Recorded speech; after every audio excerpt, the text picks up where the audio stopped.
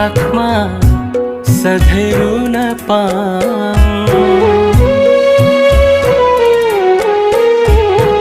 रुन परे तिम्रो काखमा सधैँ रुन पाऊँ। जति जन्म पाए पनि तिम्रै हुन पाऊँ। जति जन्म पाए पनि तिम्रै हुन पाऊँ।